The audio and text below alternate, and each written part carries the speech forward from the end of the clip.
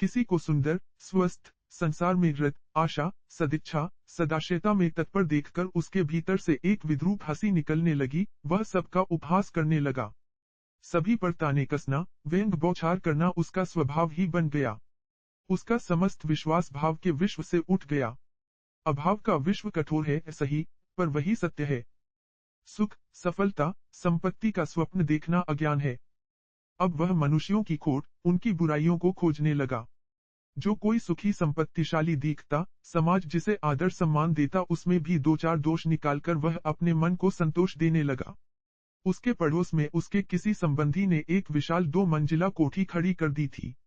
वह आधुनिक ढंग की, बड़ी ही सुंदर, उस गरीब बस्ती में अपना गर्वोन्नत मस्तक उठाए हुए थी, पर पीताम्बर ने वह सड़क के किनारे है, उसमें पर्दा नहीं, उसके मालिक ने मजदूरों की तनख्वाह काटी, इत्यादि, उसमें कई दोष निकाल दिए।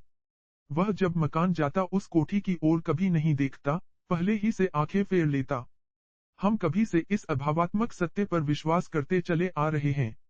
ऐसा करने से हम सक्रिय जीवन के घात प्रतिघात, उसकी स्वास्थ्यवर्धक स्पर्धाओं का सामना करने से बच जाते हैं। हम अपने विश्व व्यक्तित्व के उज्ज्वल परिमाणों से अनभिज्ञ होने के कारण क्षुद्र व्यक्तित्व को अपनाए हुए हैं। अपने को सर्वस्व न बना सकने के कारण हम शून्यवत हो गए हैं।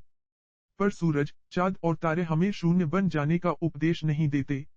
नीला आकाश, हरी धरती, इठलाती वायु, रंग बिरंगे फूल, गाते हुए पक्षी, दौड़ती हुई लहरें हमें दूसरा ही संदेश देते, दूसरे ही सत्य का दर्शन कराते हैं। वहाँ अजय जीवन, अविराम सृजन हमारे मरणशील व्यक्तित्व का, हमारे जड़त्व और निर्जीवता का प्रत्येक क्षण उपहास उड़ाया करते हैं। हमें विश्व की समग्रता की ओर, हमारे अमर व्यक्तित्व की ओर आकर्षित करते रहते हैं।